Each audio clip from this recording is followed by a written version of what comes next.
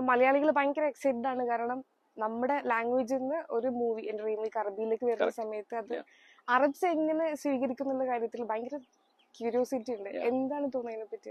Because എനിക്കറിയാം four A reason. Because ഞാൻ എന്റെ ഫ്രണ്ട്സിന്റെ അടുത്ത് പറഞ്ഞു, കൂടെ വർക്ക് ചെയ്യണം, ദേർ ഓൾ ലോക്കൽസ്, ഇമാറാത്തികളവരൊക്കെ. അവരോട് പറയുമ്പോൾ അവർ ദേ ഗോട്ട് എക്സൈറ്റഡ് ബിക്കോസ് അവർ ഓൾറെഡി മലയാളം മൂവീസ് കാണുന്ന ആൾക്കാരാണ്. അവർ മലയാളം മൂവീസിന് തിയേറ്ററിൽ പോയി കാണുന്ന ആൾക്കാരാണ്. ടെർബോ കണ്ടു, ആവേശം കണ്ടു, മഞ്ഞുമൽ ബോയ്സ് ഒക്കെ അവർ കണ്ടിരിക്കുക. സോ അവർക്ക് ഇത് വലിയൊരു ഗിഫ്റ്റ് പോലെ അങ്ങനെയാണ് ഞാൻ കണക്ക് കൂട്ടുന്നത്. കാരണം അവർക്ക് വേണ്ടി നമ്മൾ ചെയ്യണതാണ്. ഇവിടുത്തെ ലോക്കൽസ് ആയാലും അറബ്സ് ആയാലും ഏത് കൺട്രി ആയാലും ഖലീജ് ആയാലും GCC ആയാലും they will be excited to watch it. അവരുടെ ആക്സനിൽ ചെയ്തത് ഫസ്റ്റ് ടൈം ആയത്. ഇമാറാത്തി ആക്സനിൽ ഇതുപോലെ ചെയ്തിട്ടില്ല. സോ അതൊരു മൈൽ സ്റ്റോൺ ആണ് നമുക്കും ഈ രാജ്യത്തിനും ഇവിടുത്തെ ആൾക്കാർക്ക് വേണ്ടി. من عرفتك انت مثل خنجرك اللي ما منه فايده. ഈ ഡബിംഗ് രംഗത്ത് ഇനി സജീവമായിട്ടുണ്ടാവുന്നൊക്കെയാണ് ഒന്നും പറയാൻ പറ്റില്ല.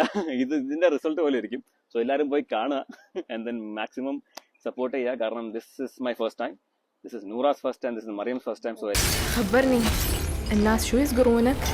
جاسم تربو.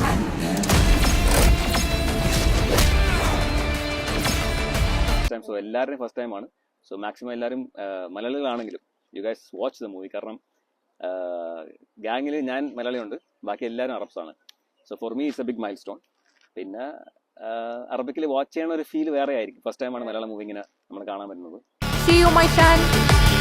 هاي 100% قضية احتيال. ناصر السعيد.